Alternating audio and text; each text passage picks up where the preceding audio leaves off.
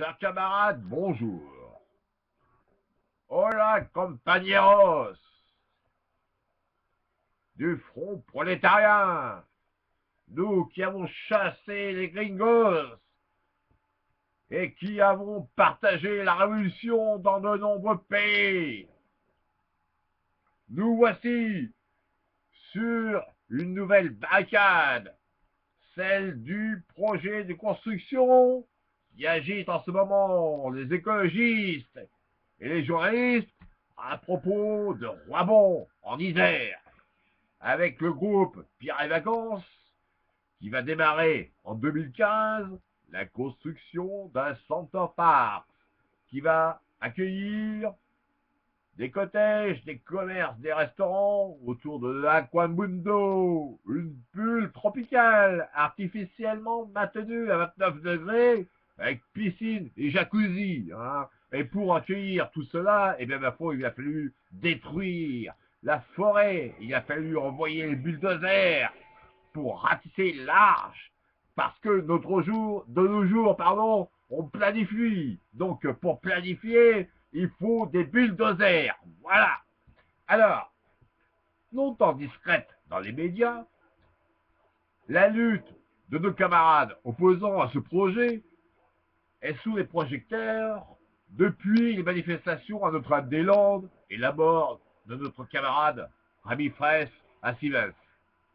Le motif de cette grogne est l'impact écologique de cette gigantesque infrastructure près du village de Roibon, répartie sur 200 hectares en forêt de zones humides où l'écosystème est particulièrement sensible à l'eau. Lancé en 2007, le projet a été plusieurs fois retardé par des recours en justice, mais aujourd'hui, nos camarades opposants s'appuient sur les conclusions de la commission d'enquête publique au titre de la loi sur l'eau.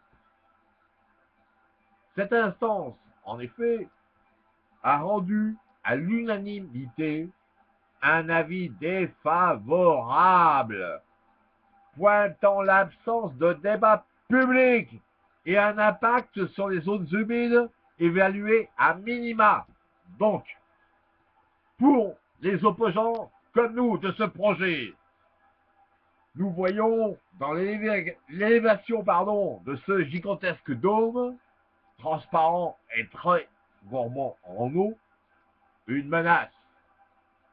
Car bâtir un center park dans une région déjà sujette au stress hydrique est une hérésie.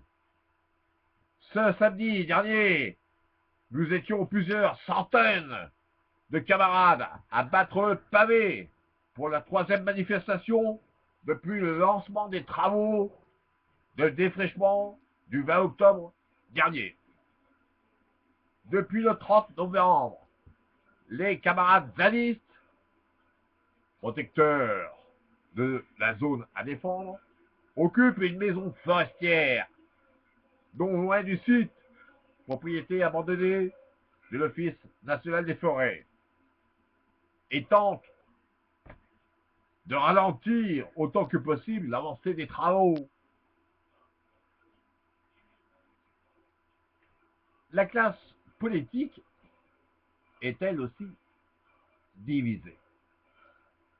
De son côté, le promoteur promet des constructions à haute qualité environnementale, alors qu'on vient de détruire et de nettoyer une grande partie de cette forêt.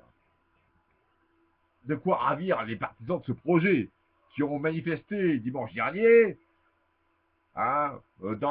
pour la perspective de 697 créations d'emplois et de retombées économiques et fiscales pour la région, qui, ma foi, sortira un petit peu de son marasme actuel. Par contre, nous avons des élus quand même qui deviennent de plus en plus responsables, à l'image du président PS de la région Rhône-Alpes, Jean-Jacques Tirane, qui réclame l'arrêt des travaux. Quant à Éric Piolle, le maire de Grenoble, il dénonce, lui, un projet préhistorique, un modèle environnemental désastreux et un tourisme avec des emplois qui ne seront pas des emplois de qualité.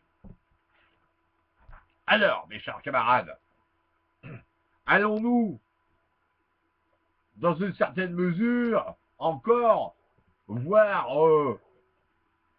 de plus en plus de projets comme ceux-ci? Non, il va falloir que nous sortions encore nos petits livres rouges. Hein. Nous ne devons pas oublier que ce sont les masses qui sont les véritables héros. Hein. Je vous cite le petit livre rouge. Hein. Les masses populaires sont douées d'une puissance créative illimitée. Elles sont capables de s'organiser et de diriger leurs efforts vers tous les domaines et toutes les branches dans lesquelles elles peuvent déployer leur énergie.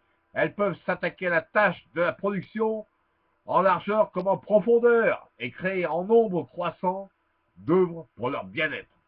Voilà. Alors,